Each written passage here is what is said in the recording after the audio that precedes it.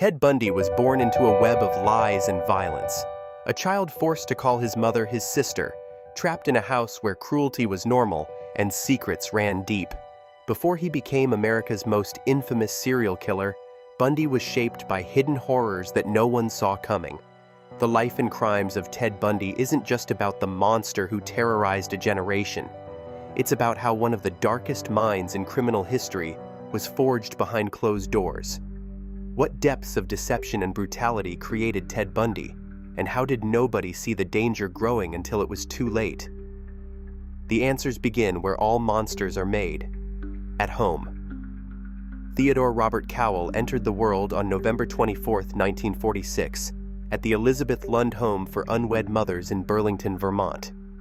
His mother, Louise, was 22 and unmarried, a fact that carried heavy shame in post-war America.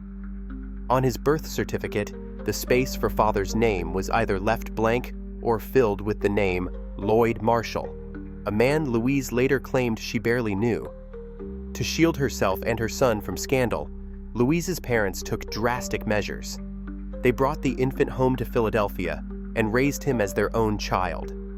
In that house, Ted called his grandparents Mom and Dad. Louise became his older sister. Neighbors and family played along, maintaining the fiction that protected the Cowells' reputation. For Ted, reality was a shifting puzzle. He grew up surrounded by whispered stories and half-truths, never sure where he fit. The Cowell home was a place of strict rules and secrets.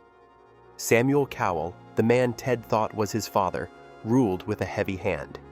Louise, still a teenager herself, moved through the house in the role of dutiful daughter, never letting on that she was, in fact, Ted's mother.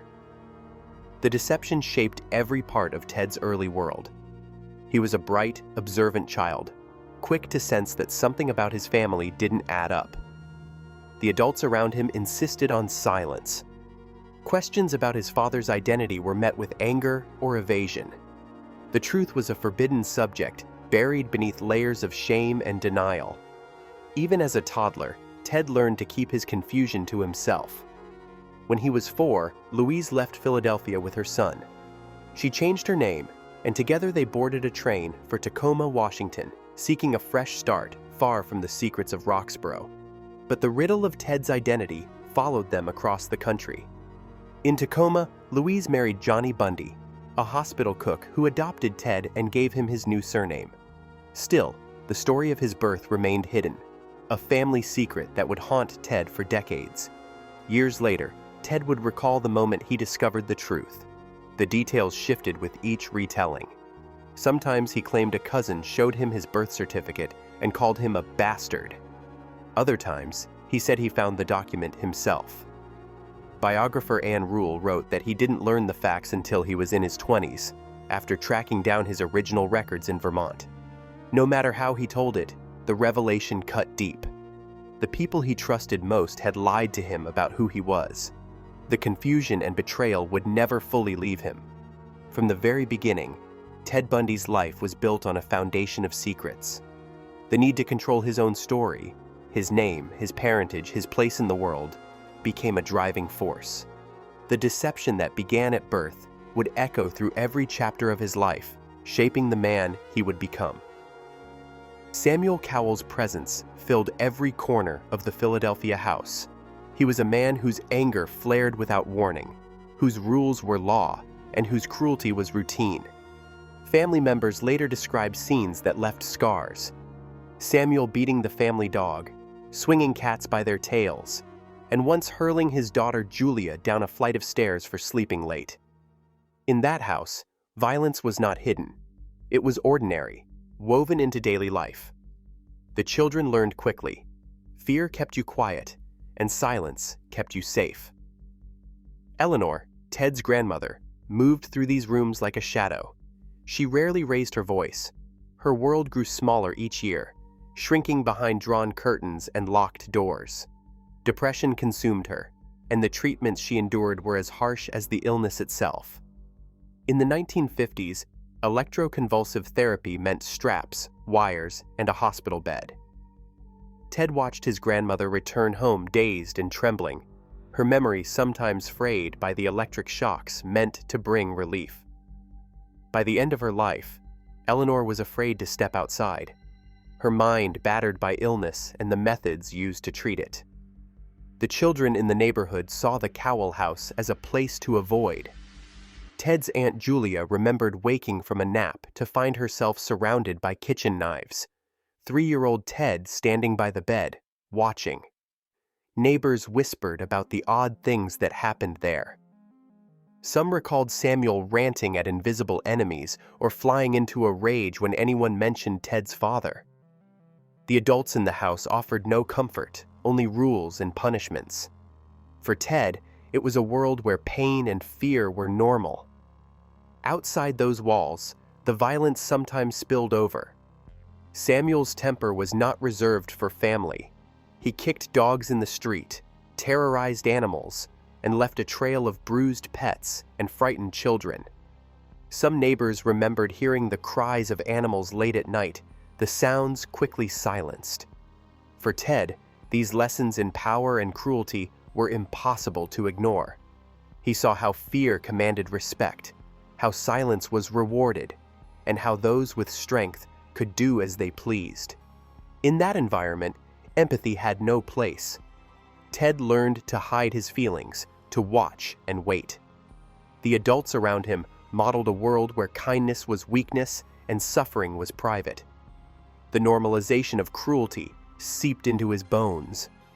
The Cowell house was not just a home of secrets. It was a training ground, shaping a boy who would grow up unable to feel what others felt, unable to care who was hurt. The echoes of Samuel's anger and Eleanor's despair never left him. They became the background noise of his childhood, a constant reminder that pain could be ordinary, and that in some houses, love was always conditional. In early 1974, a quiet panic settled over Washington's college towns. On February 1st, Linda Ann Healy vanished from her basement bedroom in Seattle. Her alarm rang unanswered the next morning. Her bed was neatly made, but blood stained the pillowcase. Her bicycle and purse were left behind. There was no sign of forced entry, no witnesses, no struggle. Police found only a faint trail in the snow leading away from the house. March brought another disappearance. Donna Gail Manson, 19, left her dorm at Evergreen State College for a concert and was never seen again. No body, no clues. Just a growing sense of dread among students and their families. By April, Susan Rancourt, 18, disappeared from Central Washington University in Ellensburg. Friends remembered her heading to a dorm meeting. She never arrived. Witnesses described a handsome young man with a cast on his arm, asking for help with his books. Each detail added to the confusion, but none led to answers. Roberta Parks, 20, left her Oregon State University dorm in May to meet friends for coffee. She never made it. Days later, Brenda Ball, 22, was last seen leaving a tavern in Burien, south of Seattle. Her friends assumed she'd found a ride home. She had simply vanished. By June, the pattern was impossible to ignore. 5 women, all young, all students, all attractive, all with long, parted hair, had disappeared within a span of months. Each case left behind a trail of unanswered questions and grieving families. Detectives from King County, Seattle, Olympia, and Ellensburg compared notes, but the details refused to line up. There were no ransom notes, no bodies, no clear motives. Each investigation ran into the same dead ends.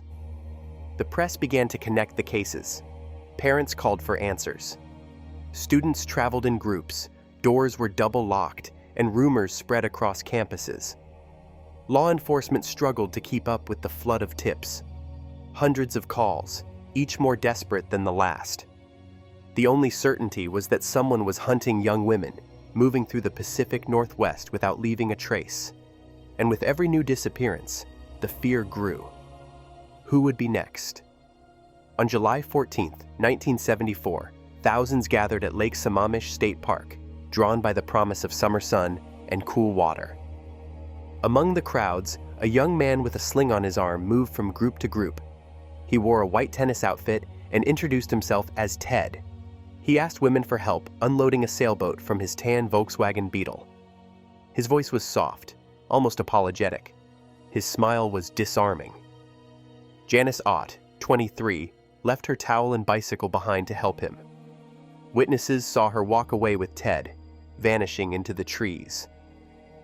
4 hours later, Denise Naslund, 19, excused herself to use the restroom, promising friends she would be right back. She never returned. 2 women, gone in broad daylight, from the same crowded park, within hours of each other. The police counted at least 6 witnesses who described the same man, the same name, the same broken arm, and the same Volkswagen. For the first time, investigators had a pattern they could see and touch.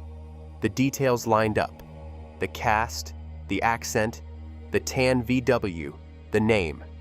A composite sketch was drawn: strong jaw, straight nose, parted hair. Flyers went up across Seattle. The phone lines at King County Police lit up with tips. Among the names, Ted Bundy appeared again and again. His girlfriend, Elizabeth Klopfer, dialed the police, her voice trembling with doubt and dread. She told them about Ted's odd hours, the surgical glove she had found in his coat, the bag of women's clothes she could not explain.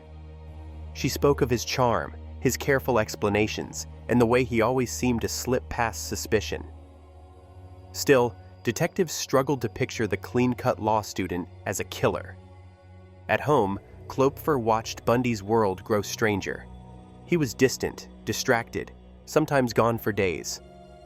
When she asked about the bruises, the missing gas money, the sudden late-night drives, he would smile and change the subject. Each time she tried to leave, he pulled her back with promises and affection.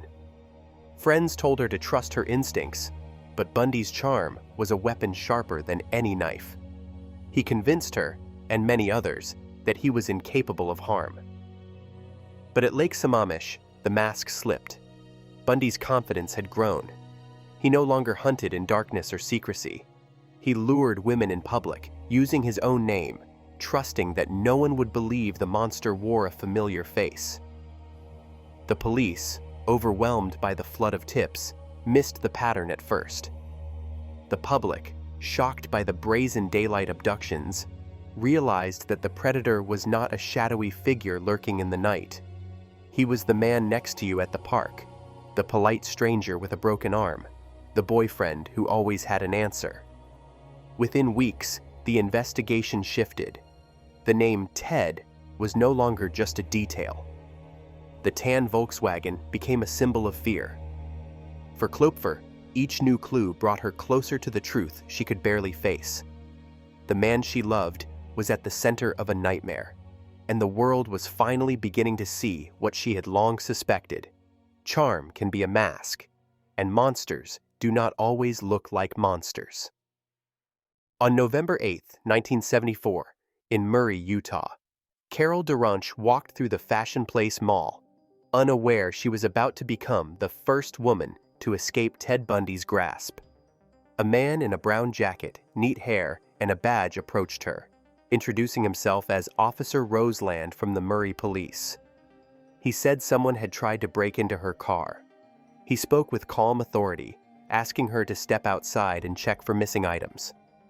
Trusting the badge and the uniform, Carol followed him into the parking lot. He led her to a tan Volkswagen Beetle, not a police car. Still, he opened the passenger door and told her to get in, saying they would drive to the station to file a report. The car doors locked with a click. The next moment, Bundy's voice changed. He snapped a handcuff onto her wrist, but fumbled with the second cuff. Carol's instincts took over. She fought him, scratching, kicking, screaming for help.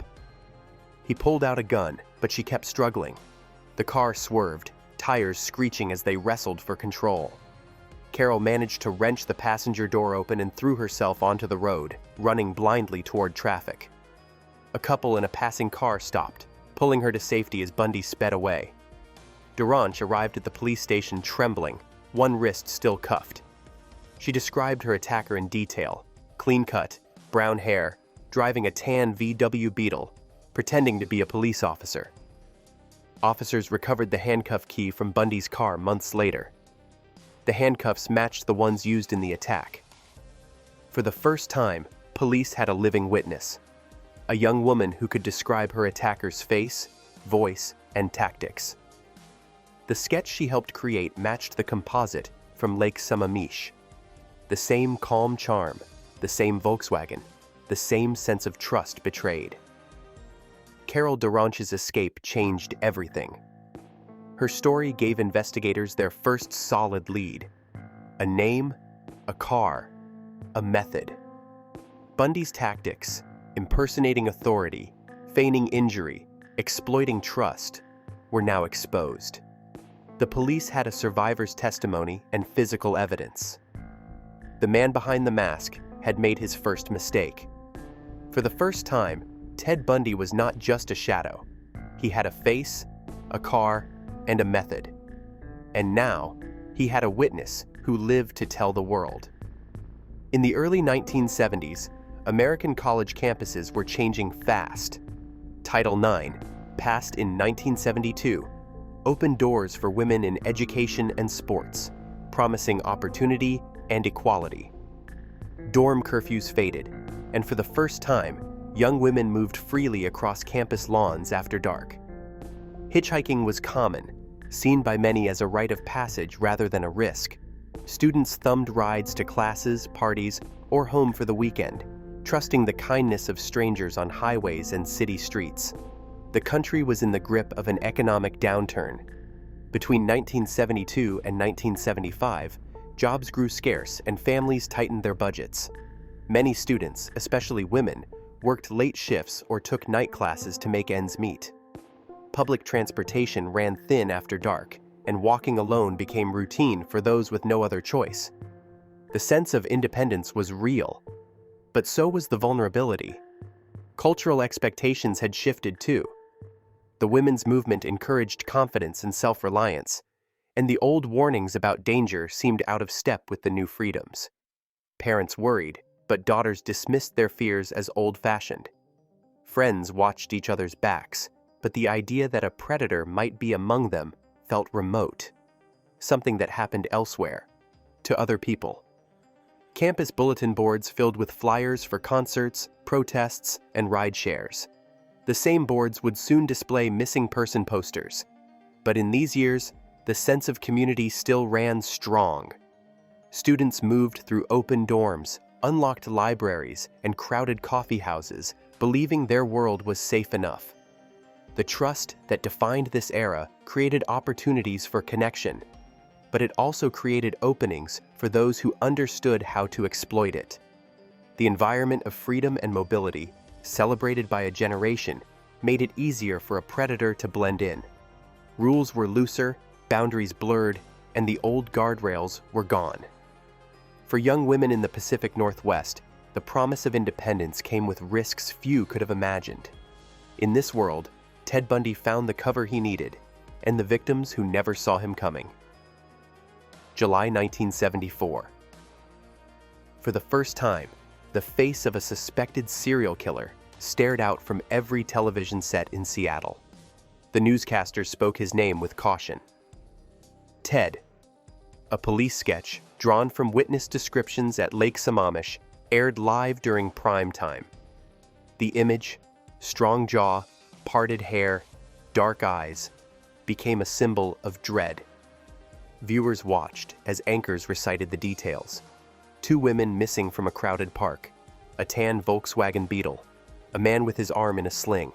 The city held its breath. In newsrooms, phones rang off the hook. Reporters scrambled for any scrap of information. Competing headlines filled the morning papers. Lake mystery deepens. Is Ted the key to 5 disappearances? Theories multiplied. Some stories hinted at a single predator. Others blamed a wave of copycats. Police press conferences played out on evening broadcasts, detectives tight-lipped, refusing to confirm rumors. Yet leaks slipped through. A name, a car, a pattern. Every detail, true or not, sparked new waves of panic. In living rooms across Washington, families watched the coverage, searching for clues that might keep their daughters safe. College students clipped articles and compared notes. Even the composite sketch, aired during the 6 o'clock news, became a point of obsession. Tips poured in by the hundreds. Each night, anchors read the latest updates. A new witness, another missing girl, a possible sighting of the tan VW. The story grew larger than any one case, feeding on fear and speculation. For investigators, the media storm was both a blessing and a curse. The flood of calls buried detectives under a mountain of false leads. Neighbors began to eye each other with suspicion. Bundy's co-workers at the Department of Emergency Services watched the broadcasts, some recognizing the sketch, others dismissing the idea that someone so familiar could be behind the headlines. The truth twisted with rumor, as every news flash blurred the line between fact and fear. In the glare of the cameras, the hunt for Ted became a spectacle, and the city's anxiety only deepened. In 1973, Ted Bundy took a job that surprised nearly everyone who met him. He volunteered for the Seattle Crisis Hotline, working late shifts in a small office above the city. The phones rang with calls from people on the edge, lonely, desperate, sometimes ready to end their lives. Bundy's calm voice, steady and reassuring, talked dozens of strangers back from the brink. He listened to their stories, offered comfort, and stayed on the line as long as it took. Next to him sat Ann Rule, a former police officer and aspiring writer. She watched Bundy work, saw the warmth in his smile, and trusted him with the darkest moments of strangers' lives. Ann would later write that Ted was kind, solicitous, and empathetic. She could not imagine that the man beside her was leading a double life. Bundy's co-workers on the hotline included students, professionals, and people seeking purpose. He fit in easily, charming everyone with his quick wit and gentle manner. He remembered birthdays, brought coffee for tired volunteers, and sometimes walked Ann Rule to her car after late shifts. In staff meetings, he was thoughtful and engaged, always ready with a clever remark or a helping hand. No one suspected that he was under investigation for a string of disappearances. The mask he wore was flawless. Outside the hotline, Bundy moved through Seattle's political circles with the same ease. He volunteered on campaigns, shook hands with city leaders, and built a network of contacts. Colleagues described him as ambitious, articulate, and deeply committed to public service. He seemed destined for a career in law or politics. His references were impeccable, his reputation spotless. Even when his name appeared on police tip sheets, friends and coworkers dismissed the idea as impossible. Ted was the last person anyone would suspect. Ann Rule, who would later write the definitive book on Bundy, struggled with disbelief when the truth emerged. She remembered the evenings spent side by side, answering calls from people in pain. She remembered his kindness and the way he made everyone feel safe. For those who knew Ted Bundy before his arrest, the revelation was more than shocking. It was a betrayal of trust at the deepest level. The man who had saved lives on the crisis line had taken so many others in secret. In the world of everyday relationships, Bundy's mask held firm until the very end. January 15, 1978. Just after 2:45 a.m., a stranger slipped through a broken lock at the Chi Omega sorority house on the Florida State University campus in Tallahassee. Inside, more than 30 women slept in their rooms, unaware of the horror moving from floor to floor. In less than 15 minutes, Margaret Bowman and Lisa Levy were dead, bludgeoned and strangled in their beds. Two more, Karen Chandler and Kathy Kleiner, survived only by chance, left battered and barely alive. The attacker vanished into the night, leaving behind a scene of chaos and confusion. Investigators found a single oak log, stained with blood and hair. On Lisa Levy's body, bite marks, deep, distinct, and brutal. The violence did not stop at Chi Omega. Just 8 blocks away, in a small basement apartment, 21-year-old Cheryl Thomas was asleep. The same intruder broke in, beating her so savagely that her jaw and shoulder were shattered. Cheryl survived, but her dance career ended that night. Police collected a pantyhose mask with hair resembling Bundy's and a semen stain on Cheryl's bed. The evidence began to point in a single direction, but the city was paralyzed with fear. 4 attacks, all within an hour, all showing a level of rage that stunned even seasoned detectives. The brutality in Tallahassee became national news within hours. Photographs of the Chi Omega house ran in every paper. Reporters swarmed the campus, broadcasting live from the crime scene. For the first time, the nation saw the full force of Bundy's violence unleashed in a single night. The details were almost too much to believe. A killer moving silently through a crowded house, leaving death and destruction in his wake, then vanishing as if into thin air. 3 weeks later, on February 9, 1978, 12-year-old Kimberly Leach disappeared from Lake City Junior High School, 160 miles northwest of Tallahassee. She was last seen walking across the schoolyard, summoned by a teacher to retrieve a forgotten purse. When she failed to return to class, staff and police searched the grounds. They found nothing. 7 weeks passed before her body was discovered in a pig shed near the Suwannee River, nearly 35 miles away. Forensic experts determined she had been raped, her throat cut, her body left exposed to the elements. The attacks in Florida marked the end of Bundy's killing spree. The violence was more frenzied, the wounds more severe, the risk greater. Investigators from Tallahassee to Lake City compared notes, piecing together a timeline that showed a predator growing bolder, more desperate, and more reckless. Forensic teams collected hair samples, bite mark impressions, and fibers. Each scrap of evidence drew the net tighter around the man who had eluded capture for years. The body count had reached its peak. The world was watching, and the hunt for Ted Bundy was about to reach its final act. In July 1979, the courtroom in Miami became a battleground of science and spectacle. The prosecution's case against Ted Bundy rested on a new kind of evidence: bite marks. On the night of January 15, 1978, Lisa Levy had been attacked in her bed at the Chi Omega sorority house. Among her injuries were deep, distinct impressions left on her body. Forensic odontologist Dr. Richard Souviron was called to examine them. He studied the photographs, measured the wounds, and compared them to dental molds made from Bundy's own teeth. Bundy's upper front teeth were uneven. One chipped, another twisted slightly out of line. Dr. Souviron overlaid transparent images of Bundy's dental cast onto the photographs of the bite marks. The alignment was uncanny.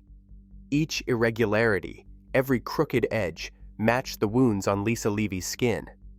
In court, Souviron testified with quiet certainty. He pointed to the overlays, showing the jury how the unique dental features lined up, tooth for tooth. The defense tried to discredit the method, calling it unreliable and untested. But the impression was lasting. The jury could see the evidence with their own eyes. For the first time in American legal history, bite mark identification became the linchpin of a murder conviction. The verdict came quickly. On July 24, 1979, Ted Bundy was found guilty of the Chi Omega murders. The mask of charm and intelligence had finally been pierced by science. The courtroom, once charmed by Bundy's confidence, now saw him as the man whose teeth had left a signature no alibi could erase. The bite marks had spoken louder than his denials. For Bundy, the tools of his violence became the proof of his guilt. Ted Bundy's mind became the subject of intense scrutiny, not just for what he did, but for what he revealed about the limits of human empathy and the gaps in the justice system. Psychiatrist Hervey Cleckley, whose work defined the modern concept of psychopathy, examined Bundy in the late 1970s. Cleckley's assessment was clear. Bundy was a clinical psychopath. On the psychopathy checklist, revised, Bundy scored 39 out of 40.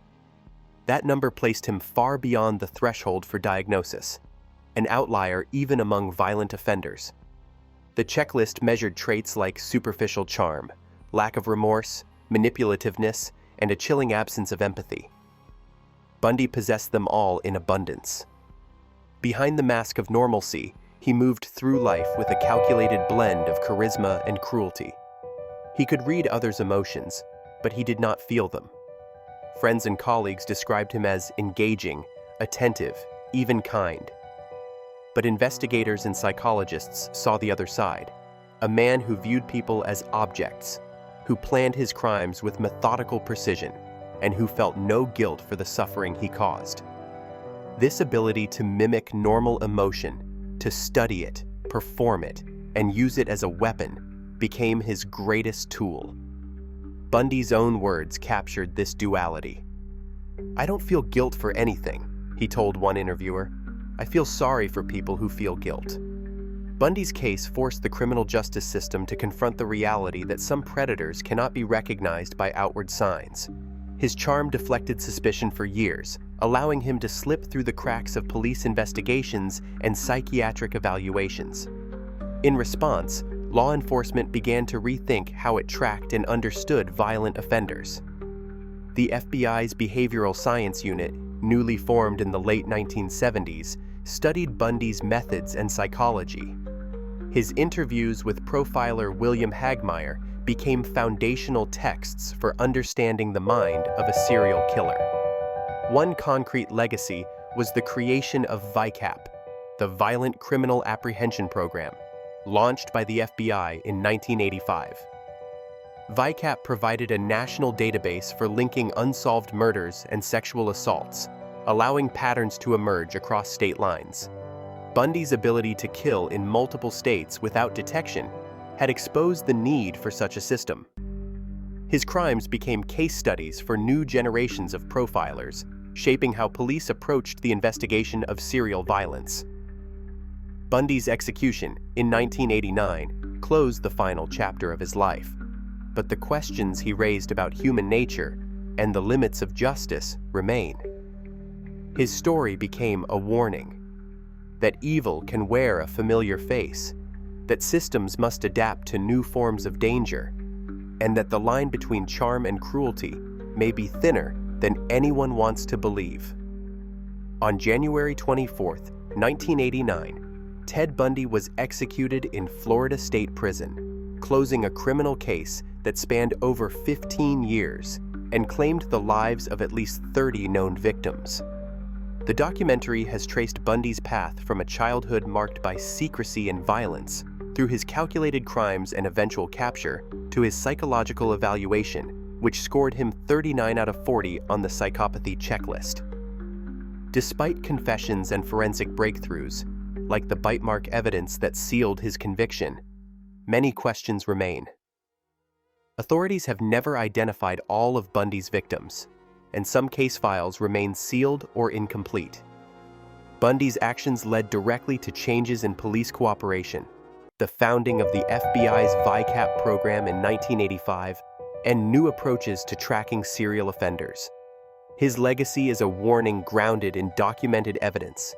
Even the most plausible surface can conceal unimaginable harm. The full truth of Bundy's crimes may never be known, but their impact on justice and victim advocacy endures.